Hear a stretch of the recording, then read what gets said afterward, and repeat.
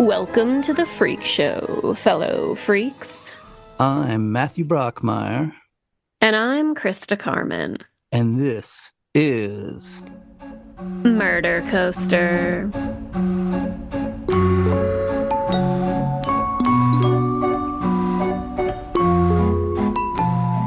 Ladies and gentlemen, we are thrilled to have award-winning journalist Philip Eil on the show today to discuss his debut true crime book, Prescription for Pain, the story of the pill mill killer, Paul Volkman, responsible for up to 34 deaths according to the DEA.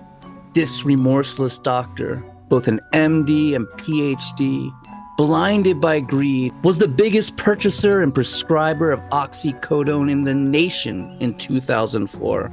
And in the end, he prescribed over 3 million pills and ended up receiving 4 life sentences in prison. What a story. What a story. Welcome, Phil. Thank you so much for being here. Thank you for having me. It's a pleasure to be here. All right, so let's just jump right in. To start, why don't you tell our listeners just exactly what a pill mill is and how it's different from a regular clinic or doctor's office and why they are so dangerous? That's a good question. So at this point, a lot of states probably have seen pill mill style clinics, although the time period and the area that I focused on in the book in the mid 2000s in Southern Ohio, right near the Kentucky and West Virginia borders, these kinds of, I almost hesitate to call them clinics, but these kinds of clinics were really rampant and familiar at the time. So, a couple of the trademarks of a pill mill, as described in the book, these were the kind of clinics where the doctor I write about worked, is they were not affiliated with any local hospital, university, independent. They were often owned by people who had no medical background or training. That was the case with Denise Huffman, who I write about in the book, who owned the clinics where Dr. Volkman worked. She hadn't even gone to college. She had worked in fast food restaurants and High factories. school dropout, right? Right, before starting this clinic. Other aspects of pill mills, sometimes there is a high amount of security. In one of the nearby clinics to the one I wrote about, there was an on-site dispensary with like thick bulletproof glass, which is an odd thing to see at a doctor's office. At the clinics where Volkman worked, there were various guns found on the premises. There was a large kind of stick or kind of billy club that was described by one law enforcement officer as resembling something out of the movie Walking Tall. And there were armed security guards at some of his clinics. And one of the signature aspects of these clinics is they don't offer a wide array of medical services. They are often geared toward purportedly chronic pain. And despite the fact that the state of the art of chronic pain care is multidisciplinary and involves um, physical therapy and sometimes counseling and different kinds of interventions. Really, these clinics offer pills, lots and lots of pills, and often in familiar combinations. The combination of medications that Volkman was so often prescribing, opiates, muscle relaxers, and sedatives like Valium, is a pretty frequent combination or cocktail seen at these clinics. Also, another aspect of Volkman's clinics, they accepted only cash. So you kind of see this cluster of characteristics and you start to see a pill mill. Another thing you might see is a high volume of patients moving through, like not seeing the doctor for a particularly long time, walking out, paying cash with either scripts or sometimes filling those scripts on site at a pharmacy and walking out with a lot of pills. These are the kinds of things that will earn a clinic the nickname pill mill. Yeah, so this is a really interesting story for me because I worked at a methadone clinic I worked at several different methadone clinics, but from like 2010 to 2013, I worked at a methadone clinic right outside of Boston. And even as late as 2010, 2000, early 2010s, there were methadone clinic patients in Massachusetts that I didn't ever really I'm trying to remember if I ever heard any Ohio like trips to Ohio, but there were plenty of patients on the methadone clinic that would fly down to Pill Mills in Florida Yeah. with the cash that they had, made from the last trip and purchase, massive amounts of like you said, opiate. It was mostly opiates and benzodiazepines, the Valium, the Ativan, those sorts of things. And, they were from a so-called doctor so that they could then travel with them home Yeah. and then they'd just sell them on the street and the cycle would continue. And it was just wild to, and yet, like sometimes, my job was to counsel these patients and you try to be working with somebody that like sometimes these patients were in quote unquote recovery themselves and they're like, well, I get what I'm doing is like technically wrong, but like I'm also getting them from a doctor. Like it was kind of hard to sometimes reason with the mental gymnastics that was going into like justifying these places. Totally. I mean, I will say two things to that.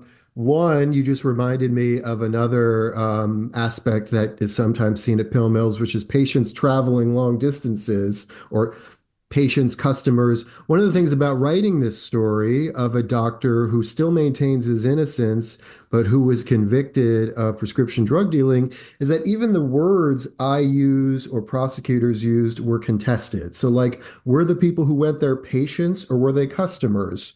Should this guy be referred to during his trial as Dr. Volkman or Mr. Volkman? Mhm. These were like really contested points of language.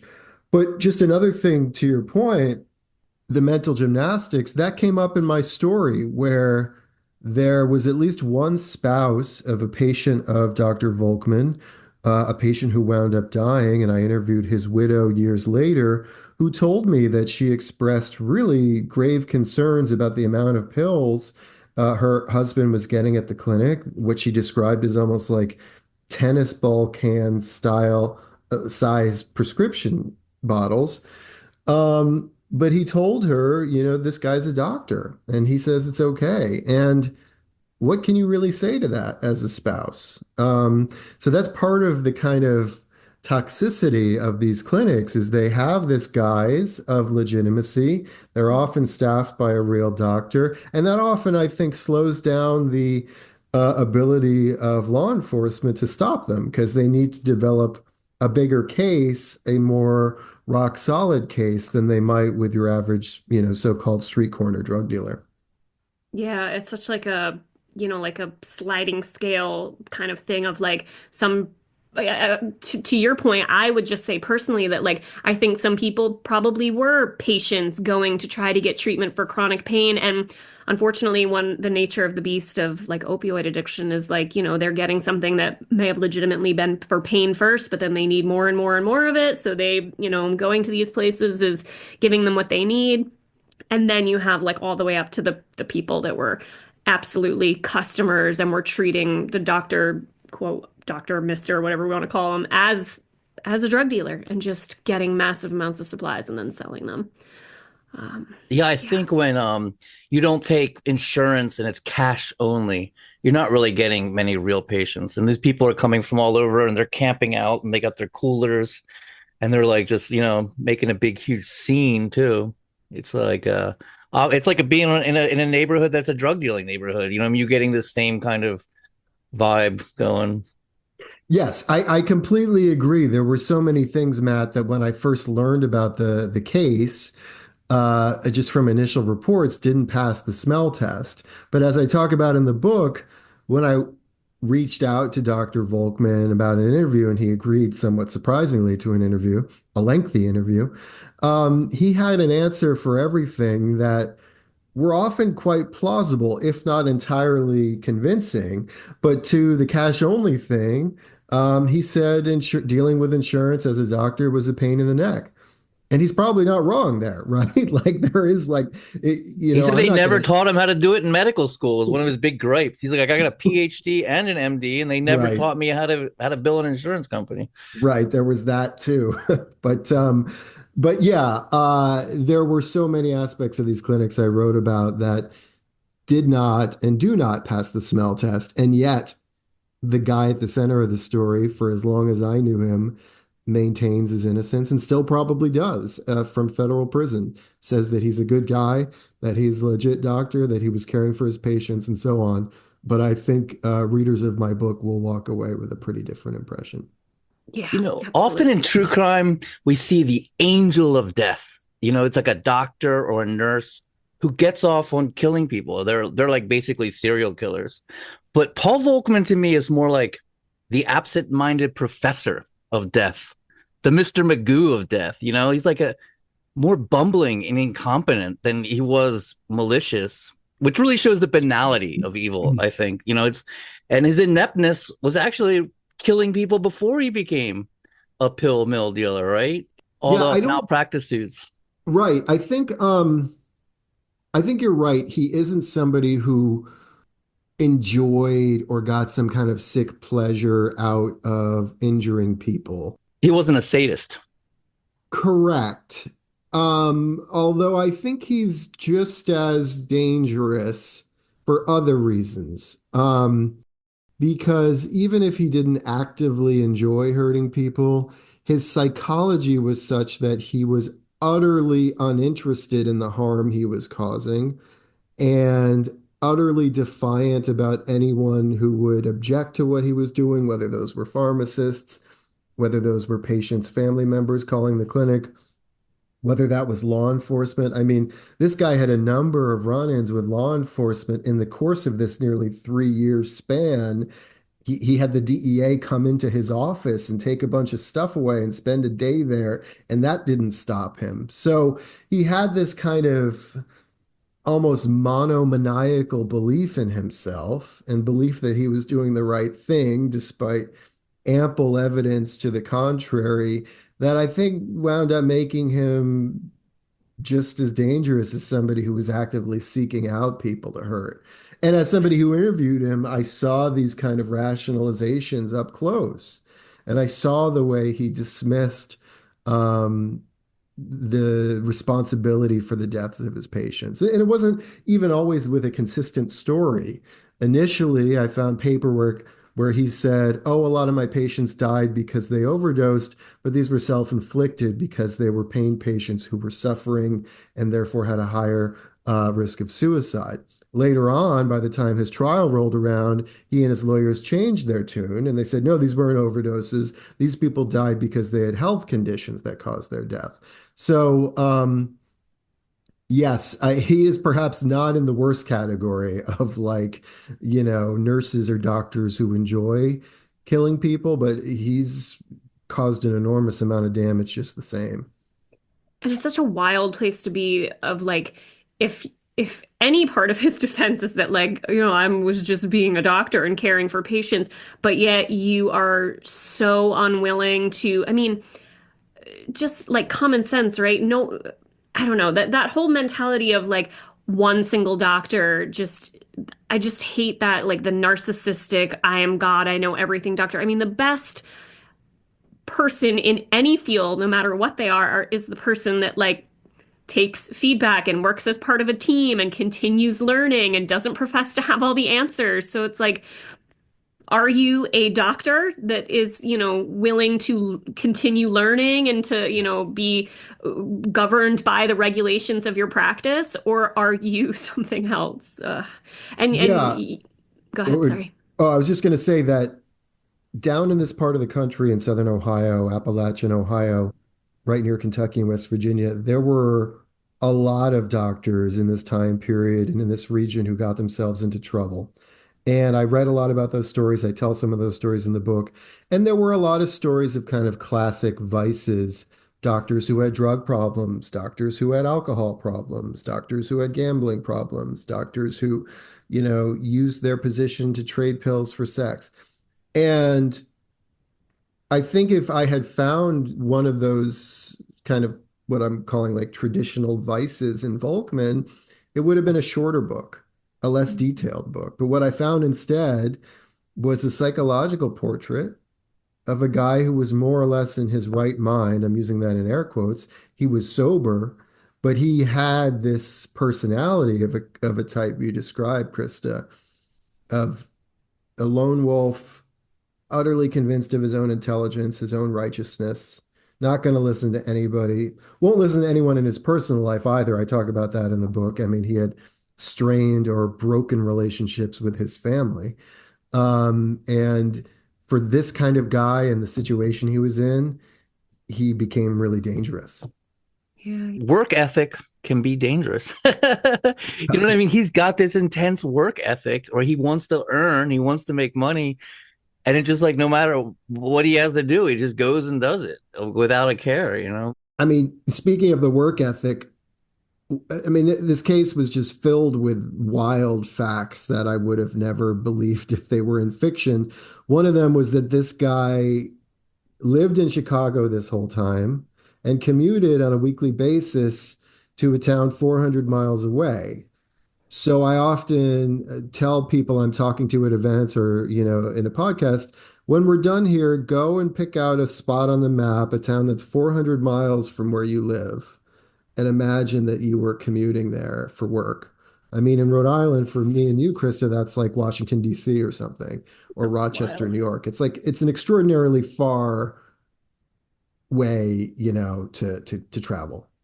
And he gets on the airplane and flies. Then he has this little apartment in this house. And then when the shit hits the fan, the DEA comes and everything. He's like, well, I'll just turn this little apartment in this house into a clinic, which is like mind-boggling to me. This guy, he's like, he's just insane. Like the DEA was on him when he came to Ohio within 3 months, right? Within 3 months, the Yeah. DEA is like, what's up with this? And then they come and nothing stops him, nothing deters him. That's wild. Yeah, as I say in the book, so Volkman starts in Southern Ohio in early 2003, in about April, and I tell the events that lead up to that in the story. Basically, he had worked in a number of specialties, pediatrics, emergency medicine, had been sued a bunch of times for malpractice, and wound up uninsurable. Kind of like if you were a driver who's gotten into so many accidents that car insurance companies say no more, we're not going to insure you. That's what happened to him in medical terms, basically. And yeah, so he goes down, he answers an online ad for a pain clinic where he didn't need malpractice insurance. And to your point, Matt, within months of arriving there, really within weeks, local pharmacists are saying, we don't want anything to do with this guy. We're not going to fill his scripts. These strike us as excessive. They seem dangerous. The patients are coming in waves. They're paying cash. They don't look like they're in the kind of pain they would presumably be in for these kind of medications. And pretty soon the DEA starts getting calls. And so they're watching him, as you say, almost from the very beginning. I can't help thinking back to like all of my time in the methadone clinic and like the ways that patients, I mean, even, and Matt and I talked about how like in the 80s and 90s, a lot of doctors were notoriously uptight about distributing any type of narcotics, but then in the mid 90s, with the release of Oxycontin, we had this sort of reevaluation of pain medication. It was what the oh God, how many vital signs? It's like the sixth vital sign. Is that what it Yeah, is? it's how The much fifth pain you're in. The vital fifth vital sign. Um, sign, right? uh, and which I always, not to like give too much of my history here, but I'm also in recovery for substance abuse for opioids and alcohol, and it's been 11 years now. But I remember just thinking how ironic it was that when I was in rehab and they would evaluate your vital signs on a regular basis, they would still ask the pain one as one of the vital signs. And I was like, this Wow. seems a little weird to me that like the thing that got so many of us in here, we're Right. still gonna like pretend matters. Like it doesn't matter. 10, always Uh, 10, always say right? And you're 10. right, exactly. It's like it doesn't matter if I say 5, 10, 12. But anyway, so I'm curious what after the research that you did, how much of sort of the doctors prescribing these pain meds, whether it be a true doctor's office, a traditional clinic where they were not doing the types of things they were doing at pill mills, all the way up maybe to the pill mills, how much of a cultural shift do you think was sympathy in wanting to treat patients' pain as opposed to just straight up greed? That's a really good question. I mean, there were so many. So it took me almost 15 years to finish this book. Yeah, From we the were moment I curious about that learned, too, what the process was like and over yeah, we such a can talk long about that. time. But from the moment I first learned in 2009, when I was 23 years old, that my dad's old classmate had been charged with these crimes, to the release of the book in 2024 was 15 years. And there were a lot of reasons in my book talks and in podcasts. I find myself almost coming back to this refrain. And that was another reason why this took 15 years.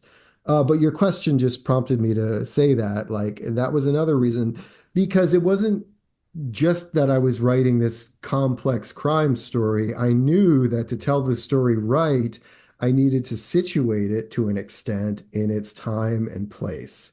Volkman's crimes take place from 2003 to 2006, which is less than a decade, as you say, since the release of Oxycontin, which was kind of a paradigm shift in the world of chronic pain and treatment, a paradigm shift that we know was to an extent astroturfed, like Purdue Pharma and a lot of other entities that stood to make a lot of money from the uh, for more aggressive treatments of chronic pain, for prescribing opioids for more ailments and types of pain than they were previously used for. They certainly pushed in all kinds of ways to shift opinion within the medical world in ways that we know were now like really irresponsible and not with public health, let's say, at the forefront. It was about money. Um, and yet there was, I think, probably a kernel of truth to the idea that for decades pain was undertreated, and opiates perhaps may have been underprescribed out of a, we now know, well-founded concern that for their addictive potential. So it was really hard for me to kind of separate what were the good intentions, what were the kind of historical factors at play, and what was the more greed stuff involved.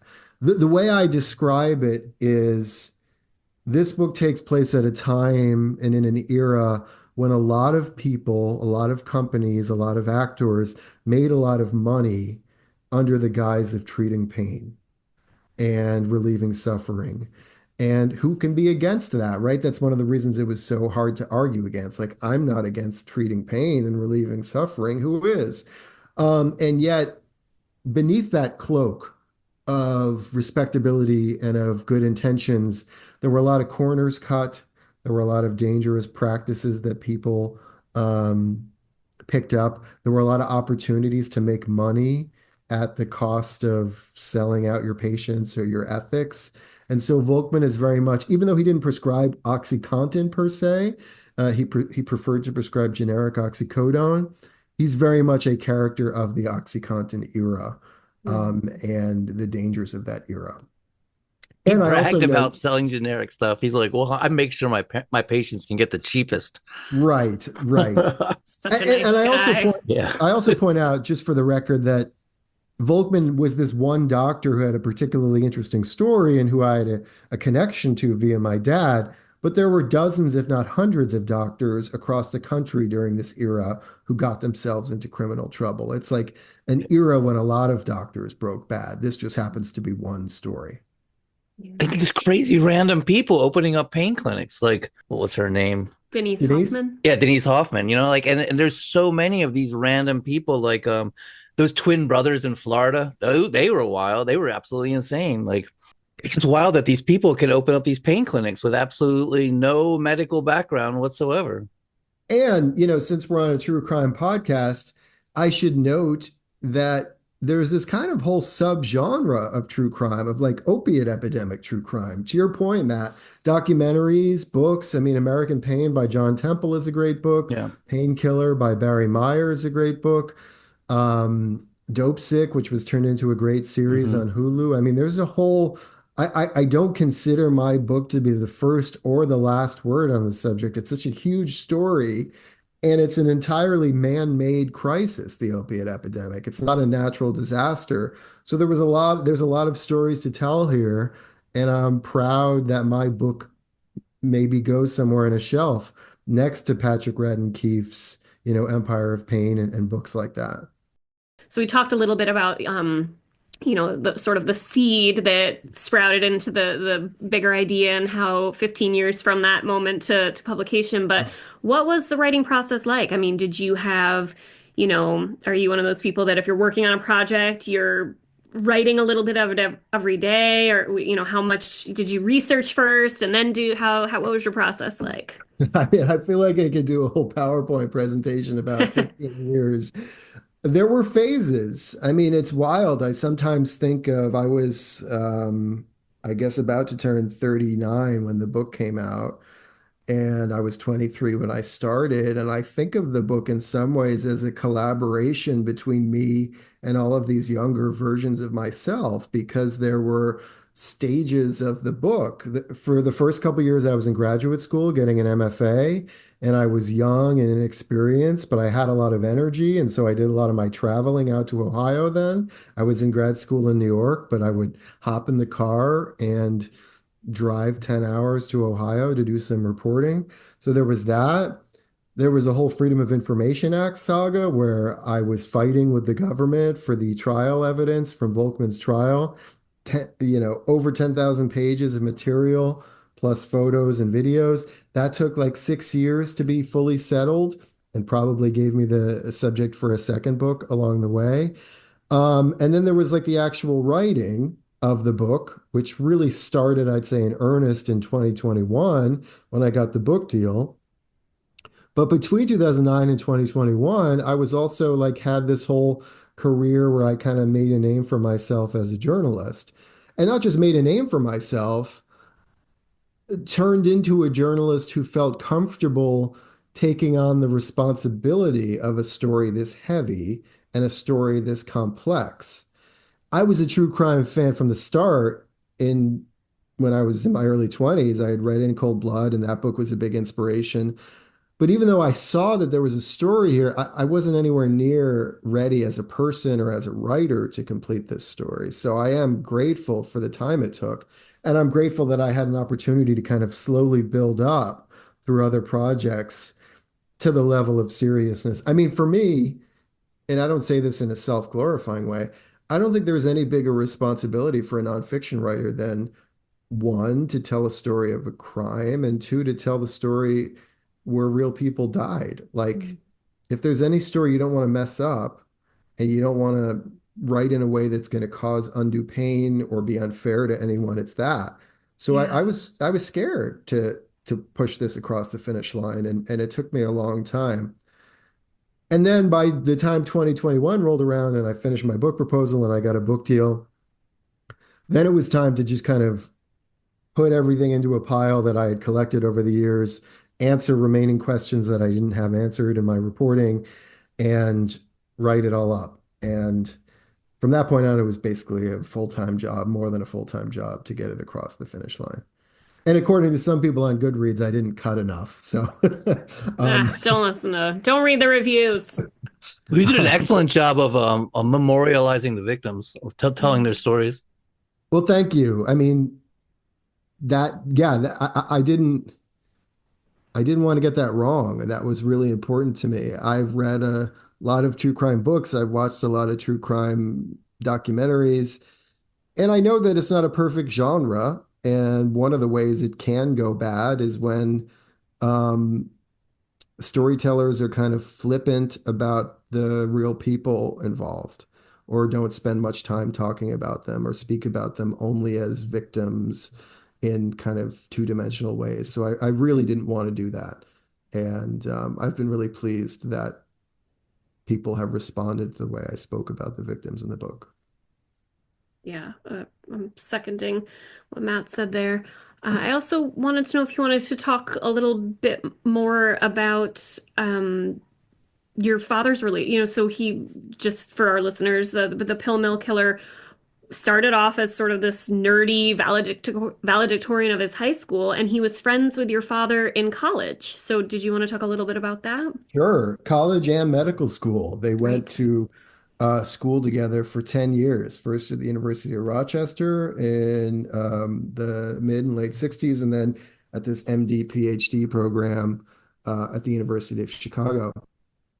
So my dad is the reason I was interested in this story. Without that personal connection, I doubt I would have ever learned about Paul Volkman, and I probably wouldn't have cared about his story, or at least any more than any other doctor convicted. But when I learned that my dad knew this guy, they had fallen out of touch since the mid 70s.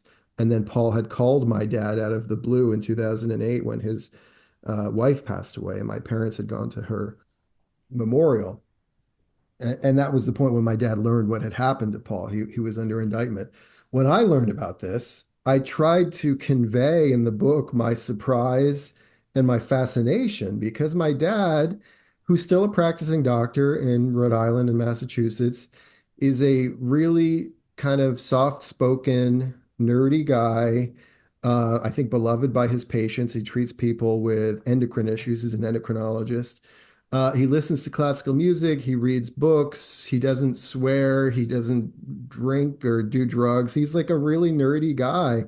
And for me to learn that he knew this guy who was charged at the time of really horrifying crimes was mind-boggling to me.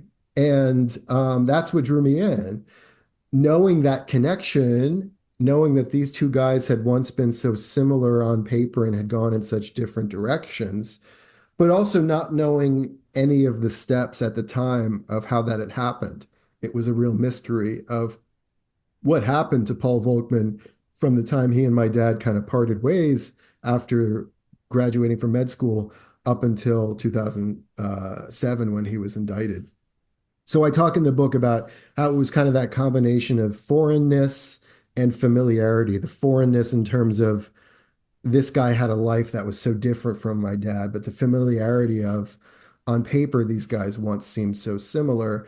And even in photos of them as undergrads, they kind of look alike. It's kind of eerie. And I It's funny include they those. did the 70s beard thing together. Really, they did. I include photos of them in med school too. And by that point, they don't look so different because they pick different beard styles. But earlier on, But just that they both would just choose to do the beard at that time. It's like such a funny thing that right. shows the time. One thing that was that I also found amusing was that when you talk to Paul Volkman, he's like, "Well, your father was my best friend," and then your dad's like, "I just kind of knew him. He was not my best friend." And you're right. And that speaks to something fundamental about Paul Volkman, which is that he doesn't see the world the way others do. That's a kind way to put it. Another way to put it is like he's a serial liar Yeah. or he distorts things. And maybe his son once told me about whether his dad was trustworthy. His own son was like, he's always working some angle, and I always need to figure out what his angle is in order to understand where he's coming from. Um, so yeah, he did claim that my dad was his best friend. And yeah, when I asked my dad, he said, no, we were friends, but we weren't BFFs. And that's kind of a lower stakes version of some of the much more serious fact checking I do throughout the book, where Paul Volkman claims throughout his life he's been this great guy, this heroic doctor, this victim of other people's corruption. And yet, if you look at the story from, I think, a more realistic perspective, he's a guy who's committed crimes, who's caused a tremendous amount of pain, and who has caused death, and belongs in prison. So throughout the book, I jump back and forth between his version and what I, as a journalist, could determine to be the truth. And you mentioned Paul's son. I thought one of the spookier parts in the book was when Paul's son's wife said that Paul came to them and was like, I want to be the permanent nanny for your child. And she was so freaked out. She was like, if he didn't go to prison, I was going to get a restraining order against him. I was so glad. Paul has two grown children, both of whom I spoke to at length for the book.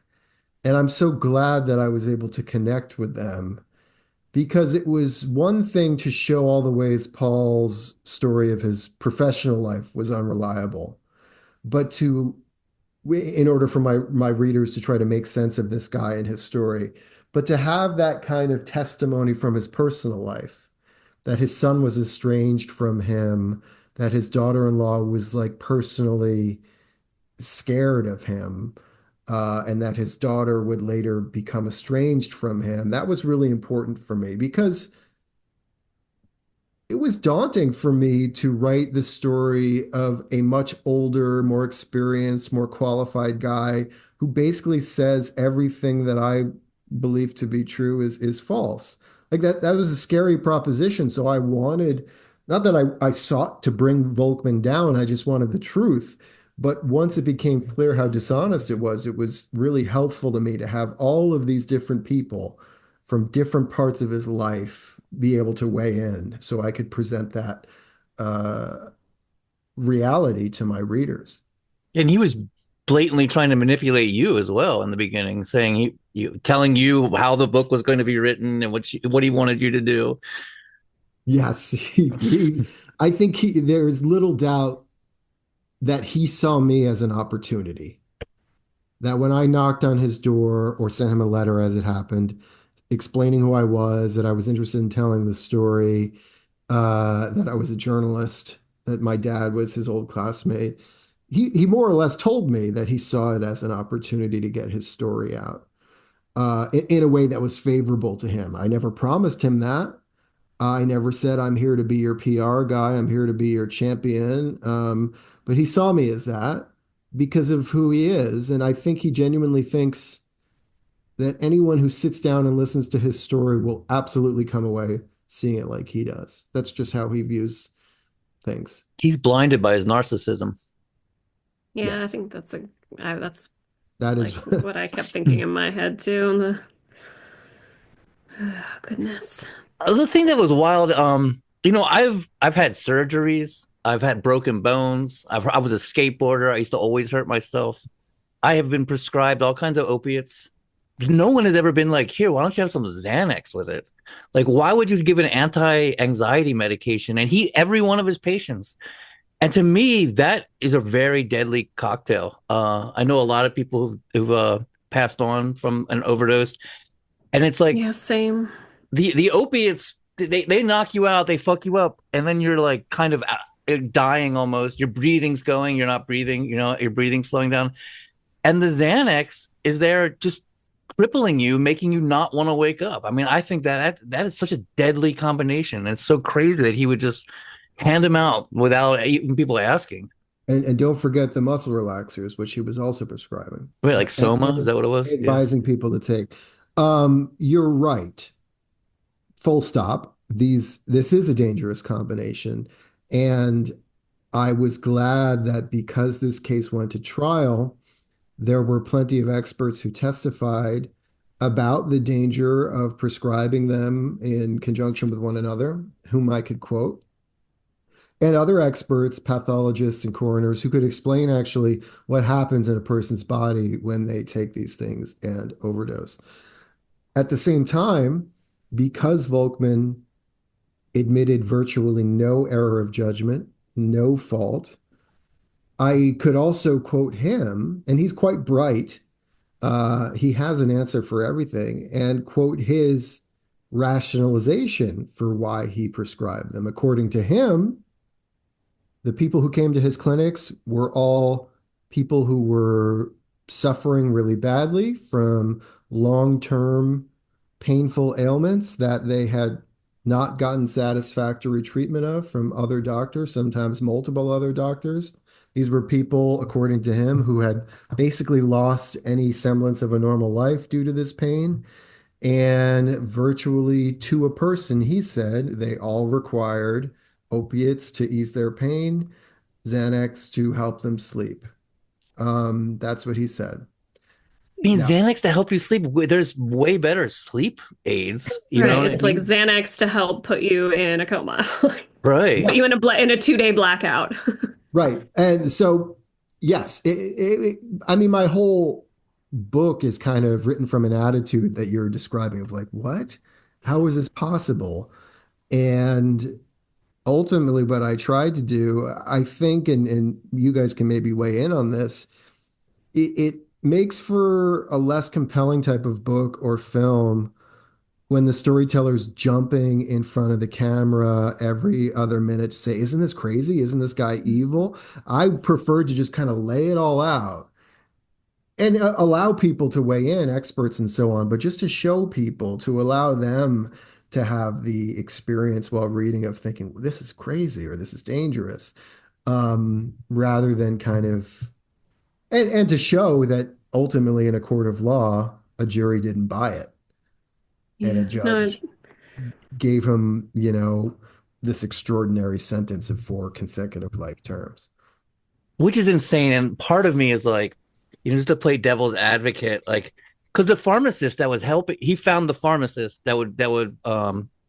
most pharmacists wouldn't fill his prescriptions, but he managed to find one. And that guy ended up in court and losing everything. And he just got like, what, 2 years in prison, I think? Yeah, that guy was a pharmacist for maybe 5 months out of the nearly 3 years. So he wasn't a pharmacist for the whole time, but he definitely was for those 5 months a key part of the kind of criminal But it's enterprise. just such a fraction of the time. I do wonder, like, 4 life sentence. That's what the Unabomber got. You know what I mean? Yeah, It's the Unabomber. It's like, was he as evil as the Unabomber? Did he deserve the same sentence as the Unabomber? I mean, he's well, non-violent drug. I mean, he's drug dealers deserve that yeah, kind of sentence. I don't know, just to play devil's advocate to devil's advocate. I don't know. I do feel like I know of an instance locally, a much smaller scale. I don't know of any deaths that came of it, but a doctor that, similarly like giving out way too many opioid prescriptions Burroughs to called them family croakers. members, opioid prescriptions to themselves, but was given kind of a second chance and did the same thing. Like, I Mm. feel like sometimes they're able to, if you, I don't know, well, I guess they could have not given him such a lengthy sentence and like he could have been prohibited from ever practicing medicine again, something like that. But but I I should just, I should note that there are actual like legal reasons why his sentence was so long because there are things you can do as a defendant in a criminal case to try to get leniency and you might have some success and Volkman did none of them. So Right. for instance, you can accept a plea deal. That's one of the main ways a sentence gets lower is they offer you a certain number of years to plead guilty to save everyone the expense and the time of a trial. That's the leverage they have. They say if you don't take it, you face a much higher potential sentence if you're convicted. So that's one thing he didn't do. He also at no point showed remorse. If Mm. he had, after his conviction, changed his tune and given a heartfelt statement at his sentencing about how sorry he was, maybe it would have been different. He didn't do that. He did the opposite of that. He said, I have no apologies to make. He called the judge a heinous criminal. Yeah. And defended Uh, himself at the sentencing. Was his own correct. lawyer at the sentencing. Correct.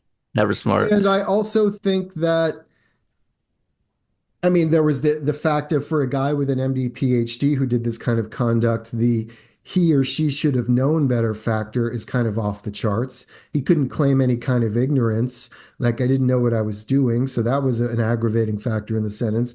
And there was also the fact that he was doing this in an area and at a time when this stuff was like wildfire in Southern Ohio. I found a newspaper clipping in my research from Portsmouth, the town where these crimes mainly took place from the year Volkman arrived, describing the town as two mayoral candidates debating whether the town deserved the nickname the Oxycontin capital of the world.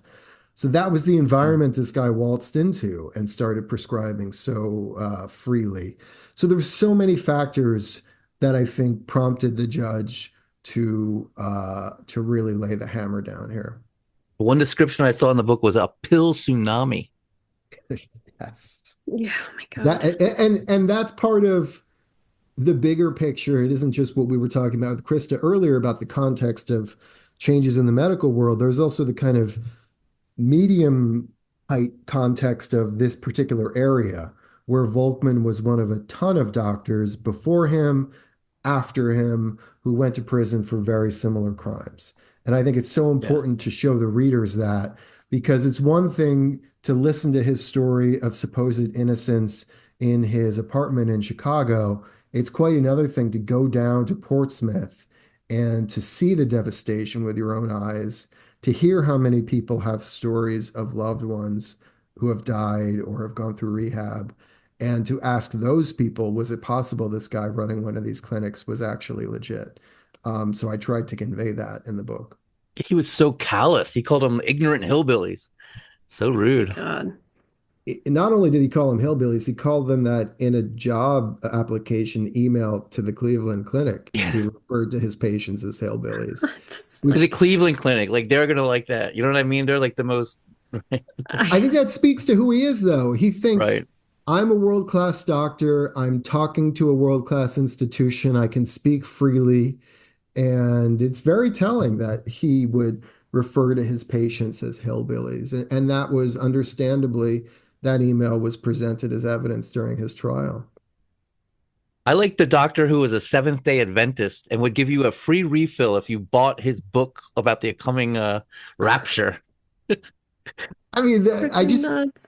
I started this project by pulling a loose thread of like what happened to this old classmate of my dad. And I just kept pulling and pulling and pulling and pulling. And there was so much there.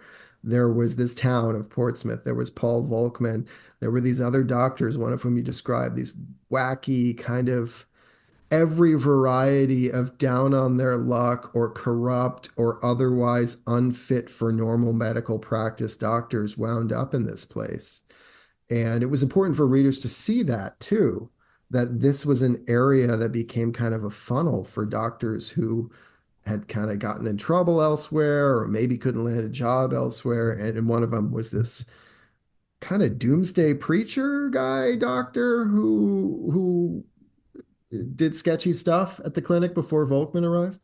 Yeah, man. I mean, the whole thing is like, I mean, you said earlier, and Matt and I talk about that a lot with a lot of the cases that we cover. Like, if you wrote this as a piece of fiction, you'd like get it back from your agent or your editor, like, it's a little too far-fetched. I don't envy you guys, for for having to come up with stuff. I just try to stick to the facts because I couldn't make this stuff up.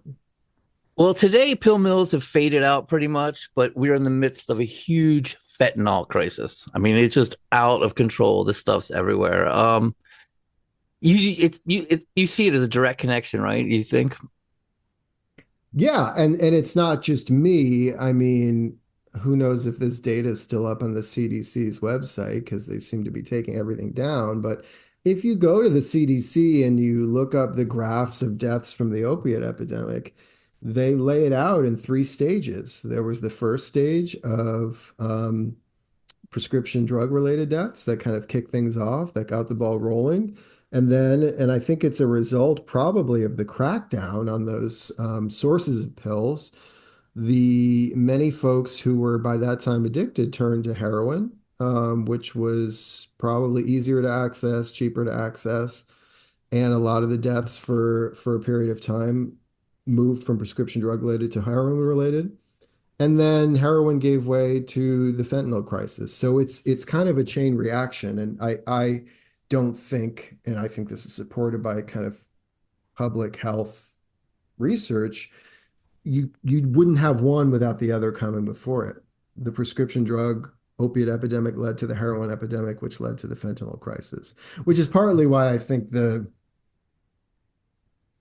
focus just on Mexican or Chinese fentanyl, while important, ignores if we suddenly loosen up or disband the white collar crime unit of the DOJ or, defund the FDA and the people looking at these medications, um, I think we're in for trouble. So, yes, I think the fentanyl crisis was caused by the earlier crisis. It's all connected, even though the face of the crisis has changed. It's so cheap. It's crazy. It's like pennies, man. It's and it's It's in so everything. They're it's like they're so putting it cheap. in weed, which I It's didn't so believe at first. I was like, right. who's putting fentanyl in pot? You know what I mean? That's ridiculous. Sure as shit. They actually are. It's nuts. It's so cheap and it's so dangerous. I mean, fentanyl is orders of magnitude more potent than morphine, for instance. I mean, some of the discourse around it is a little bit ill-informed. I don't think you can necessarily die just from like skin exposure, but it is Oh yeah, yeah. really That's like a myth, urban myth. right. But it is, it is very potent and therefore deadly. I mean, in my one of my last trips to Southern Ohio, and I spoke to one of the folks in public health I had talked to when I first went there 10 years earlier. She said, with pill overdoses, first responders had a chance to revive people, but with fentanyl, a lot of times they were already gone by the time, the ambulance showed up. You can see it in the book because you talk about the fentanyl patches coming out and people asking for them. And I remember back in the early 2000s when people would get fentanyl patches and cut them open and squeeze the goo inside out onto a piece of Yep. aluminum foil and then Yep. smoke it off the aluminum foil. And I remember a lot of junkies just fucking loved that shit, man. And, Well, I mean, fentanyl had and still has a legitimate medical use, um, including for those patches. I mean, especially the patches, yeah, they're a godsend for some. If you're a cancer patient, they're right, wonderful. Yeah, Yeah. right. So it's not didn't start necessarily as a street drug, right. but I think now you've got people making it in all kinds of situations and just letting it out into the world, which is scary. And I always note in my talks, this my book isn't an anti-opiate book. I am not flat out anti-opiates. It's a book about opiate prescribing gone out of control. I mean, Abuse. right. I think if you talk to pain experts, and I did speak to a lot of them, that was another reason the book took a long time, as I was trying to get a handle on a complex medical subject. They'll tell you that for certain kinds of pain, post-operative pain or severe pain, opiates are the best thing we have for them. Um, there's a lot of debate about should opiates be prescribed for long-term chronic pain. But yeah, I just always go out of my way because I did find that the treatment of pain and opiates is a really hot button issue. And I don't want people to walk away because I wrote a book about a pain doctor gone bad that I'm anti-pain patient or anti-opiate. That's not the case. And I think if you read the book, you'll hopefully see that. And I've had people tell me that actually doctors like Volkman make it harder for the real pain patients to get Right. the care that they need. Yeah, absolutely. That's always been a sentiment when these guys were popping up. Yeah. So, another question is, what are you working on now? What's the follow-up? What do we got on the back burner? Well, I do have another book project, but these days, February 2025, I'm a journalist and we're living through absolutely crazy times. Right. Wherever you stand politically, it's hard to argue we're in a time of massive turmoil, upheaval, political change affecting this country on every level. So I find myself often distracted from bigger projects by breaking news or things I want to write news commentaries about. I mean, I Mm. just submitted a piece literally earlier today about a opinion essay about RFK and his irresponsible comments about antidepressants because I've written a lot about mental health and I'm on antidepressants and I'm just angry that he would spread so much misinformation about this. But It's so I'm so writing about damaging. It's so the misinformation is I'm reading a book right now, not to like I want to let you finish absolutely. I'm reading a book right now called The Certainty Illusion by Timothy Caulfield, What You Don't Know and Why It Matters. And it's so interesting because it talks about the way misinformation spreads and it's just I can't even it's a very complex book. It kind of hits on a lot of different sectors, but one of the things that I've taken out of it is like how tough it is to pull something back once it's out, and it just makes, headlines like that even more just brain breaking. totally, totally. So partly like, I mean, by no means am I saying I'm a first responder as a journalist, but for journalists right now, there is so much to write about, so much we feel is super important to get people good information that I feel myself pulled away. With that said, my second book, as I kind of alluded to earlier, um, the germ of it comes from this Freedom of Information Act battle I had with the government for more than 5 years, trying to get my hands on the evidence from Volkman's trial that was shown in open court that I shouldn't have had to file a FOIA request for, shouldn't have had to file a FOIA lawsuit for, so on and so forth. In that process, which was really frustrating and angering and confusing, I learned a lot about the FOIA and got really interested in it and learned that nobody had really written a kind of history of the law for a general audience. A book that talks about John Lennon's FBI file and the battle over the audio recording from the Challenger cockpit, and talks about the ways that UFO truthers have used the FOIA to try to pry free secrets from the federal government, and identifying the location of Area 51 in the process. So there's a lot to tell here. I mean, some of it's really dry and boring for sure, and I'm going to try to leave that stuff out of the book. But I would love to write a colorful history of the law for people who don't know about this fascinating aspect of our democracy, where people are engaging in this tug of war with the government over what information gets released and what doesn't.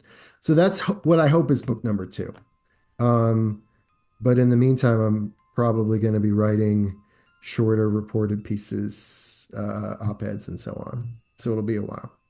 All right, all right. And what about any upcoming events in Rhode Island, since we are Ooh, in the same state and I can potentially get to them?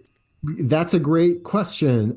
So I'm very fortunate to have a paperback coming out April 1st, almost exactly a year after the hardcover came out. And I have some events related to that. I have a signing at Barnes & Noble in Smithfield on April 5th. I'm going to have an event on April 10th at Barrington Books. And my offer to any book club and any library in Rhode Island, a never expiring offer that any library that wants me to visit in Rhode Island, I will do it. It still stands. So if anyone's listening. And tell them how to get in touch with you. Oh, yes. You can get me via email, via Instagram. I'm on Blue Sky now, much more than Twitter. You can still tweet at me, though. I'll see it. I'm on Facebook, LinkedIn, anywhere pretty much on social media. I'm on TikTok for as long as TikTok is a thing. It's hard to know where to tell people these days. But Google me and email me, and they can find me. You have a website? I do, philipeil.com. All right. Well, very exciting. Very excited to hear that you have events at the Smithfield, Barnes & Noble, and Barrington Books. Barrington Books is lovely. I'm assuming, did April set up your event? Is she still there? I know she's not going to be there for that much longer. I forget who. I think it was April I wound up speaking to. It was me. It's a great bookstore. Yes, I'm a fan. Well, thank you guys so much for having me. This was such a pleasure to speak with you both, and I so appreciate the care with which you read the book and your great questions. Yeah, thank you for coming on and writing the book in the first place, and your great care with, like we talked about, the victims and the story in general. And we were very excited to have you and happy to see where the paperback goes. Hopefully it gets into the hands of some new readers. Absolutely. I'm there with you. Ladies and gentlemen, the book is Prescription for Pain, How a Once Promising Doctor Became the Pill Mill Killer by Philip Eil. We will put links in the show notes.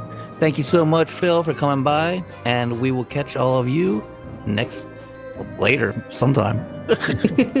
Thanks to you both.